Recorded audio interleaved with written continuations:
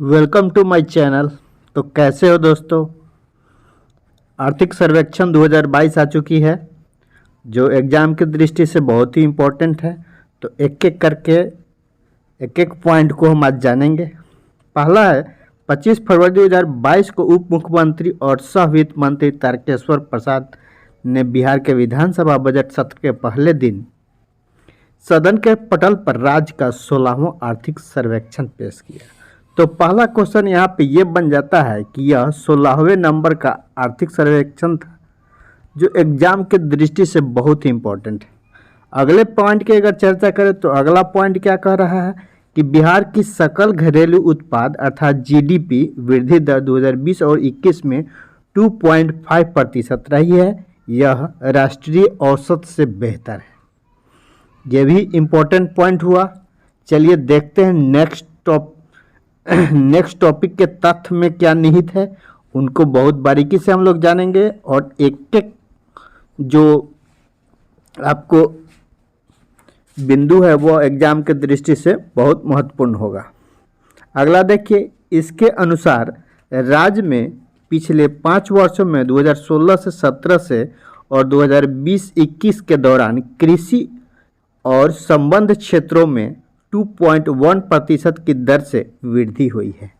Exam के दृष्टि से कितने प्रतिशत की वृद्धि हुई है, अगर कृषि और इससे संबंधित क्षेत्र जो है उसमें 2.1 की प्रतिशत दर्ज हुई है। अगर वहीं पर सर्वेक्षण के अनुसार अगर बाजार मूल्य पर 2020-21 के दौरान भारत में जो है 86.659 रुपये प्रति व्यक्ति आय की तुलना में बिहार में प्रति व्यक्ति आय 50,555 रुपये हो चुकी है। तो यहाँ पे यह एग्जाम के दृष्टि से राष्ट्रीय आय और बिहार के प्रति व्यक्ति आय के यहाँ पे सर्वेक्षण किया गया। अच्छा, अगला पॉइंट यह जान लेना जरूरी है कि इससे संबंधित जितने भी छोटे छोटे भी बिंदु है उनसे भी प्रश्न बनते हैं जो एग्जाम में आने की संभावना प्रबल बनी रहती है। 2019-20 के दौरान राज्यों में प्रति व्यक्ति आय अगर देखें तो 49,272 रुपये थी और इस प्रकार एक वर्ष में कुल जो है वह 1,183 रुपये प्रति व्यक्ति आय बढ़ोतरी हुई है। यह भी बढ़ोतरी भी एग्जाम के दृष्टि से बहुत ही महत्वपूर्ण है। अगला पॉइंट देखते हैं, पिछले 5 वर्षों में 2016 से 17 से और 2020 से 21 के दौरान बिहार में प्राथमिक क्षेत्र और द्वितीयक क्षेत्र में 4.8% वृद्धि हुई है और तृतीयक क्षेत्र में जो है वह 8.5% वृद्धि हुई है। तो मुख्य रूप से तृतीयक क्षेत्र में ही हर साल वृद्धि होती है, जो इस साल भी 8.5% वृद्धि दर्ज हुई है। अगला पॉइंट देख लेते हैं।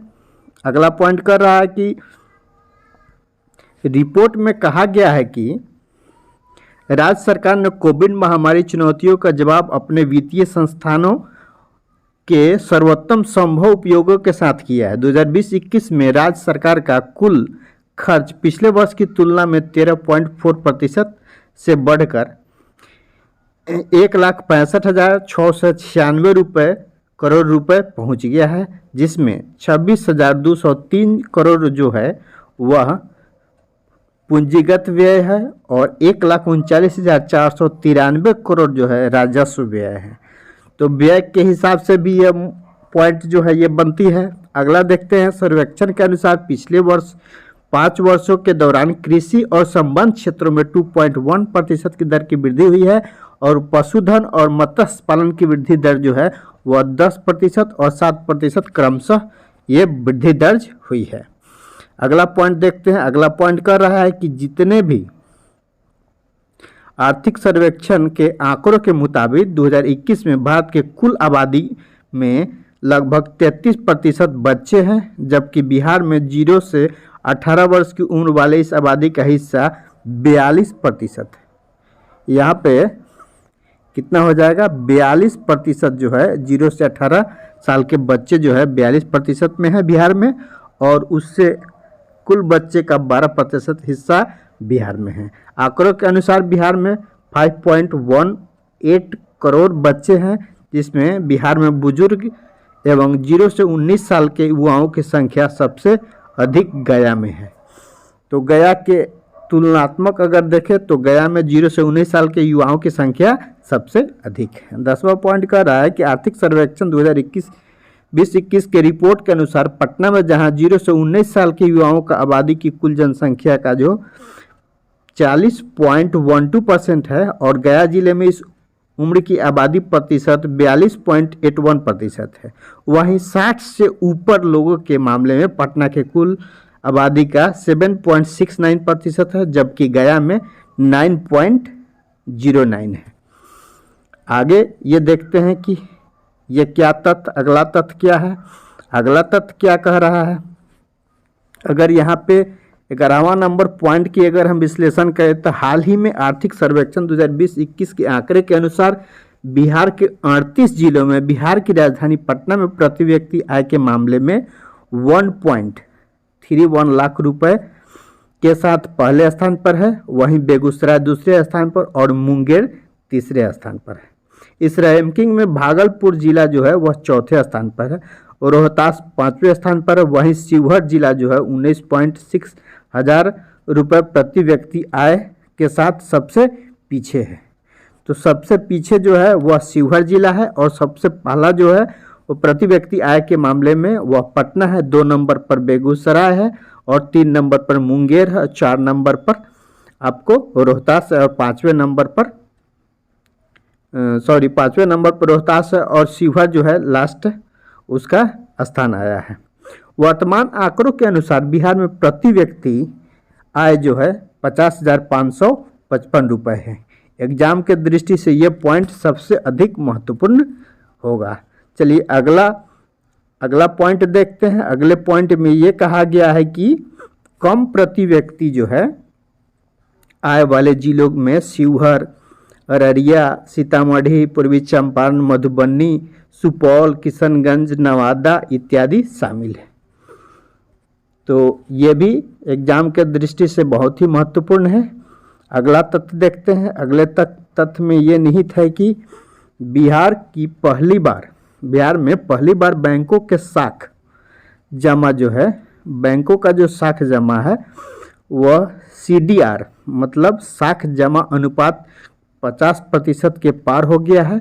वहीं वित्तीय वर्ष 2020-21 के तृतीय तिमाही के 31 दिसंबर तक अगर विश्लेषण किया जाए तक यह रिपोर्ट बिहार के CDR जो है वह 50.1% हो गया है।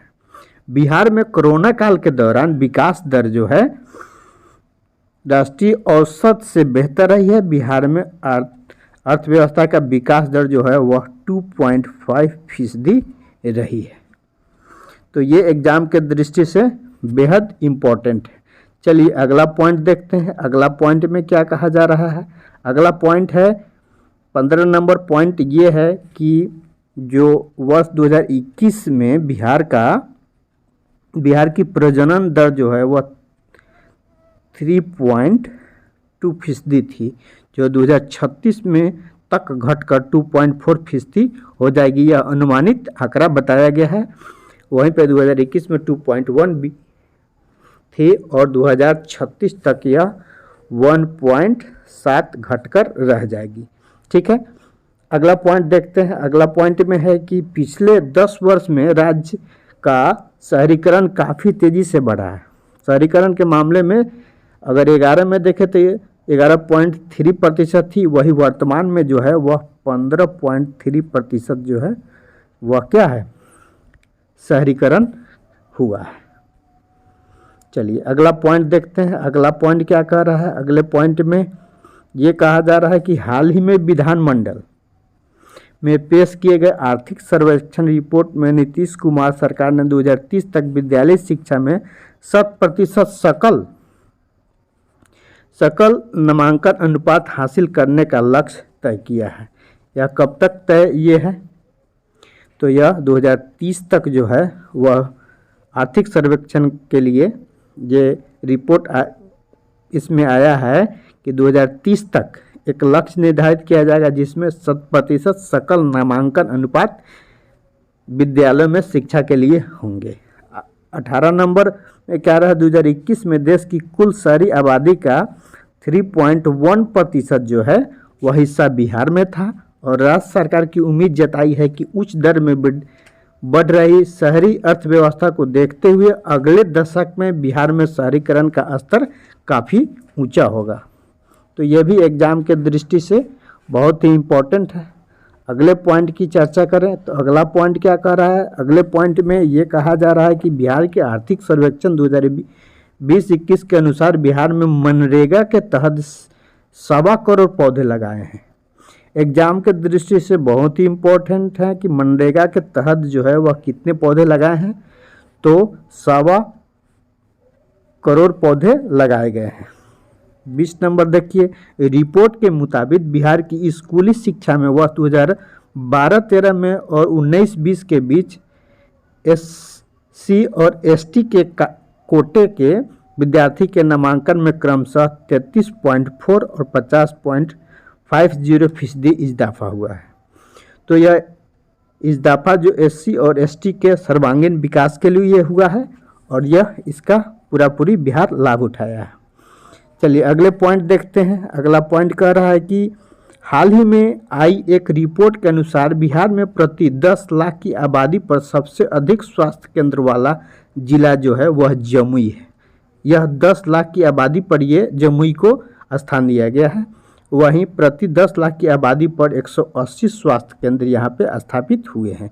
इस मामले में दूसरे स्थान पर देखें तो शेखपुरा है, जहाँ प्रति 10 लाख की आबादी पर लगभग 173 स्वास्थ्य केंद्र हैं। और वहीं अगर तीसरे स्थान पर देखा जाए तो यह शिवहर है, जिसमें स्वास्थ्य केंद्रों की संख्या 166 है। तो पहला स्थान जमुई का, दूसरा स्थान शेखपुरा का और तीसरा स्थान शिवहर का है।